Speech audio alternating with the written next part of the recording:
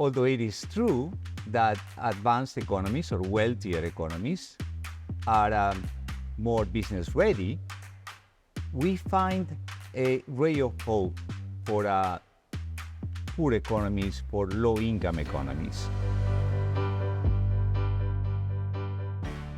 Hello and welcome to Expert Answers. I'm Camilla Liu. In this episode, we'll be looking at the foundation to economic growth, the private sector. When functioning well, it generates jobs, boosts investment, and increases output. But what happens when that foundation starts to crack? Since the great financial crisis of 2008, the private sector has been struggling to regain its footing. And with the recent economic downturns, private investment in developing economies has slowed substantially. Per capita investment growth between 2023 and 2024 is barely half of the rate of the previous 2 decades. The slowdown isn't just an economic issue, it hampers countries' ability to fight poverty and tackle climate change. And these challenges are far beyond what governments can tackle alone. Having a dynamic private sector is key to solving a wide range of global challenges over the next decade. So, what does the private sector need to truly thrive? Let's find out.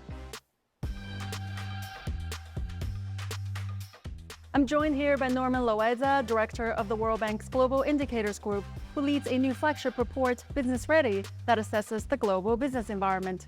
Welcome to Expert Answers, Norman. My pleasure. But this report, Business Ready, is about private sector development. So I want to start by asking you, why is it so important that we pay attention to the private sector? The short answer is that the private sector can be the engine of economic growth.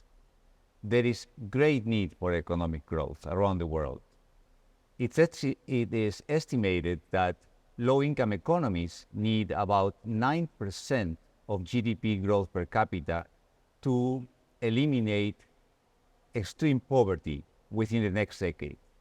And it's also estimated that the middle-income economies need about 5% of GDP growth to overcome the middle-income trap and become advanced economies. So how is this going to happen? It can happen only if the private sector becomes re-energized, if it provides enough jobs and enough opportunities for people. Now, we may want to understand what the private sector really means. It's not just businesses. Private sector is an ecosystem that comprises businesses, workers, the environment, consumers, and even the market as a whole. When this private sector is dynamic and resilient, it can provide economic growth and job creation. Let me tell you that Business Ready is a detailed set of data that can guide policy reforms to improve the private sector as a whole.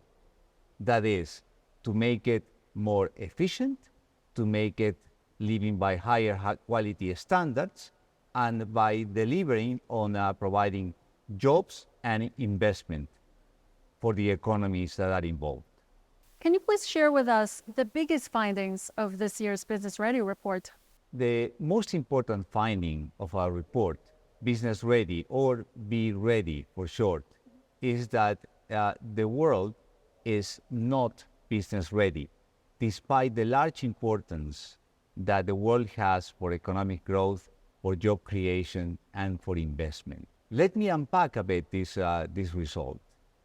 We measure in Business Ready the quality of regulations as well as the efficiency of public services that are directed at firms. And what we find is that on average, in the 50 economies that we assess in the first report, only about 3/4 of the high quality regulations are in place, and about only 50% of effective public services are well designed.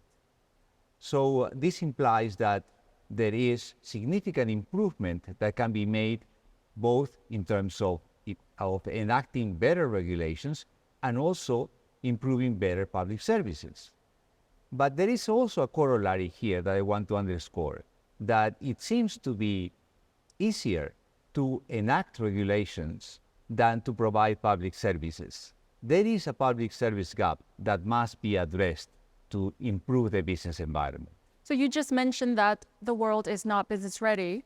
And in the report, it indicates that some countries perform better than others. Could you unpack a little bit? What about developing economies? How do they perform?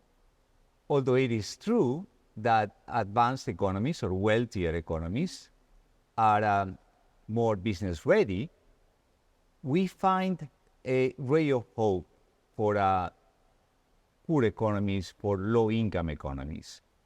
In fact, there are very interesting notable exceptions, and they lead us to believe that countries do not need to be rich to have a strong business environment. And I can give you a few examples. The first is Rwanda. Rwanda performs well in 6 out of the 10 topics that span the life cycle of the firm that we measure. And it may be because of this good performance in the business environment that the country has been able to double the size of its economy in the last decade. The second example is Georgia, a country that in the last decade has grown by a rate of about 5% of GDP per capita. Now, this country performs well, as I said, being in the top 20% of 7 of the 10 topics that we measured.